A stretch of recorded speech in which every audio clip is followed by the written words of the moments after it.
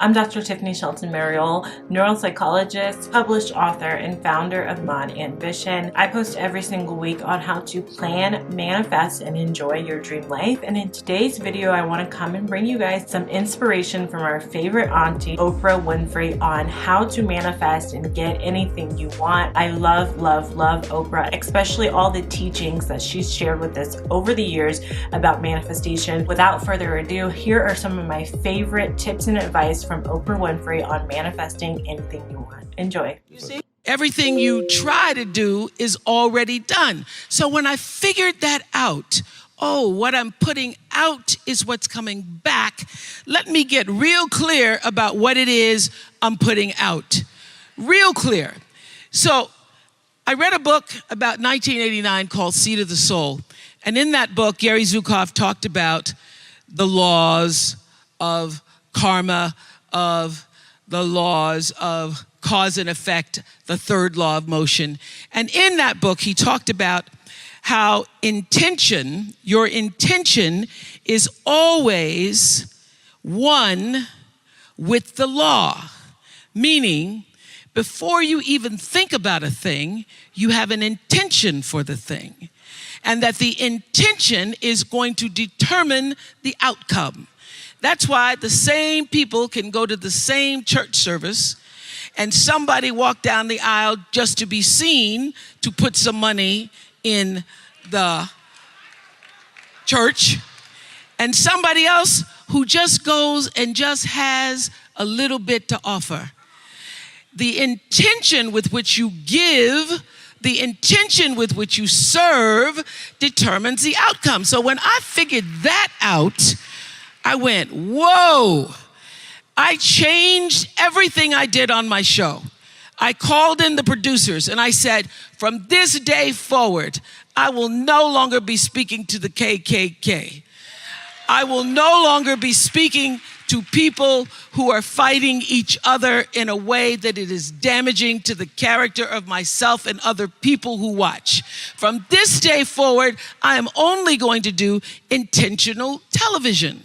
I say to my girls all of the time that your real work is to figure out where your power base is and to work on the alignment of your personality, your gifts that you have to give with the real reason why you're here.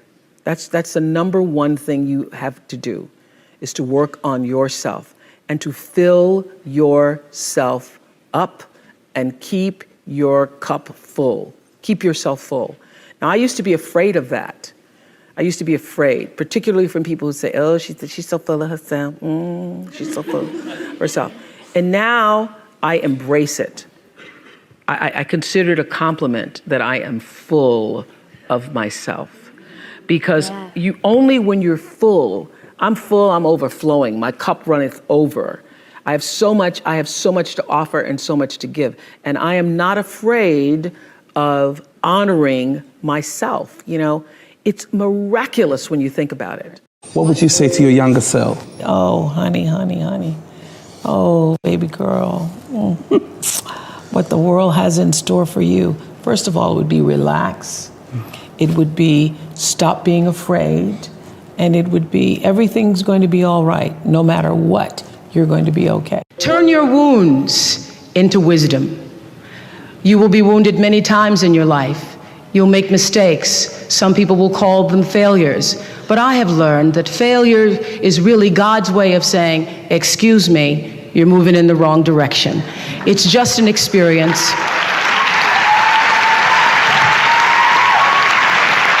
Just an experience. Just an experience. I remember being taken off the air in Baltimore, being told that I was no longer being fit for television and that I could not anchor the news because I used to go out on the stories. And my own truth was, even though I'm not a weeper, I would cry for the people in the stories, and which really wasn't very effective as a news reporter, to be covering a fire and crying because the people lost their house. And it wasn't until I was demoted as a on-air anchor woman and thrown into the talk show arena to get rid of me that I allowed my own truth to come through. And the first day I was on the air doing my first talk show back in 1978, it felt like breathing, which is what your true passion should feel like. It should be so natural to you. And so I took what had been a mistake, what had been perceived as a failure with my career as an anchor woman in the news business, and turned it into a talk show career that's done okay for me. I teach them that there is no life without cultivating a spiritual life, because you are first and foremost a spiritual being having a human experience. And if you lose sight of that, it's easy to get lost in the world, and no one can save a world that they're lost in when they've lost sight of their own North Star. So having a spiritual life actually means actively and ritually creating the space in your life all the time for gratitude, for kindness, for empathy, for inspiration, for joy, and for reverence for life in the home of your soul first. And then working to spread that inner joy outward. It means slowing down. It means taking in the moment. It means being exactly where you are, not distracted somewhere else. It means knowing who you are and getting about the business of fulfilling why you really came to our planet. Create the highest, grandest vision possible for your life, because you become what you believe. When I was a little girl, Mississippi, growing up on the farm, only buckwheat is a role model, watching my grandmother boil clothes in a big iron pot through the screen door because we didn't have a washing machine and made everything we had. I watched her and realized somehow inside myself and the spirit of myself that although this was segregated Mississippi and I was colored and female, that my life could be bigger, greater than what I saw. I remember being 4 or 5 years old. I certainly couldn't articulate it, but it was a feeling, and a feeling that I allowed myself to follow. I allowed myself to follow because if you were to ask me what is the secret to my success, it is because I understand that there is a power greater than myself that rules my life. And in life, if you can be still long enough in all of your endeavors, the good times, the hard times, to connect yourself to the source. I call it God. You can call it whatever you want to, the force, nature, Allah, the power. If you can connect yourself to the source and allow the energy that it is your personality, your life force, to be connected to the greater force, anything is possible for you. I am proof of that. I think that my life, the fact that I was born where I was born, and the time that I was, and have been able to do what I've done, speaks to the possibility, not that I am special, but that it could be done.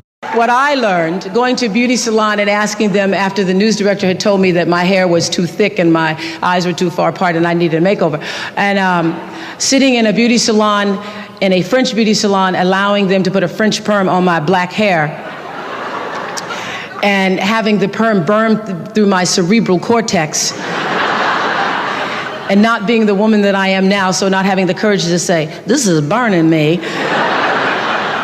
and coming out a week later bald and having to go on the air. You learn a lot about yourself when you're black and a woman and bald and trying to be an anchor woman. You learn you're not Diana Ross, and that you're not Barbara Walters trying to be. I was at the time.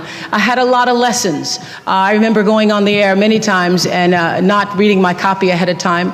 And I was on the air one night and ran across the word B-A-R-B-A-D-O-S. That may be Barbados to you, but it was Barbados to me that night. And telling the story as an anchor woman about a vote in Absentia, California. I thought it was located near San Francisco. And one of the worst, this is when I broke out of my Barbara shell, because I'm sitting there crossing my legs, trying to talk like Barbara, be like Barbara. And I was reading a story about someone with a blaze attitude, which, if I had gone to Wellesley, I would have known it was blasé. And I started to laugh at myself on the air and broke through my Barbara shell, and had decided on that day that laughing was okay, even though Barbara hadn't at that time.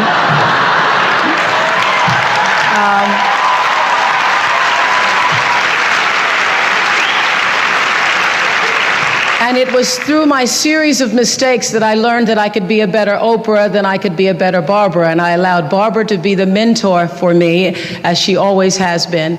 And I decided then to try to pursue the idea of being myself. And I am just thrilled that I get paid so much every day for just being myself. But it was a lesson long in coming, recognizing that I had the instinct, that the inner voice that told me that you need to try to find a way to answer to your own truth was the voice I needed to be still and listen to. Get this, remember this, because this will happen many times in your life. When people show you who they are, believe them the first time, not the 29th time. That's particularly good when it comes to men's situations, because when he doesn't call back the first time, when you're mistreated the first time, when you see someone who shows you a lack of integrity or dishonesty the first time, know that that will be followed by many, many, many other times that will, at some point in life, come back to haunt or hurt you. When people show you who they are, believe them the first time. Live your life from a point of view of truth, and you will live your life from truth, and you will survive everything. Everything. I believe even death. You will survive everything if you can live your life from a point of view of truth. And the number one lesson I could offer you where your work is concerned is this: become so skilled, so vigilant, so flat out fantastic at what you do that your talent cannot be dismissed. You stop comparing yourself to other people.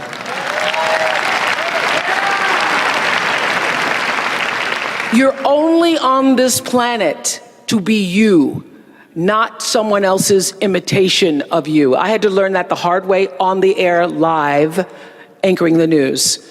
One night in my 20s, when I first started broadcasting, I was 19, moved to an anchor by the time I was 20, and I was just pretending to be Barbara Walters. I was just trying to talk like Barbara, act like Barbara, hold my legs like Barbara. And I was on the air, and I hadn't read the copy fully, and I called Canada. And I did that on the air. I cracked myself up because I thought Barbara would never call Canada. And that little breakthrough, that little crack, that little moment that I stopped pretending allowed the real me to come through. Your life journey is about learning to become more of who you are and fulfilling the highest, truest expression of yourself as a human being. Life has dreamed a dream for you. And your goal, your number one job, is to figure out what that dream is. And align yourself with the dream. Because the dream cannot come to you unless you're willing to meet it energetically in the same place. So if your energy is off, which I say to my girls all the time, they could teach this class right now, on being in flow. If you are not in flow with God's dream for you, with life's dream for you, if you are out of order, if you are out of sync, it cannot come to you. It will not come. Because the whole purpose of your life is to line yourself up with the purpose.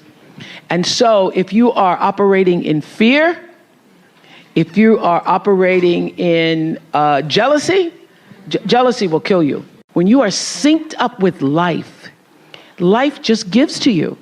It opens doors, it creates experiences, it allows you to meet people, things show up you never thought were gonna show up, and you are doing what is the purpose of your soul being.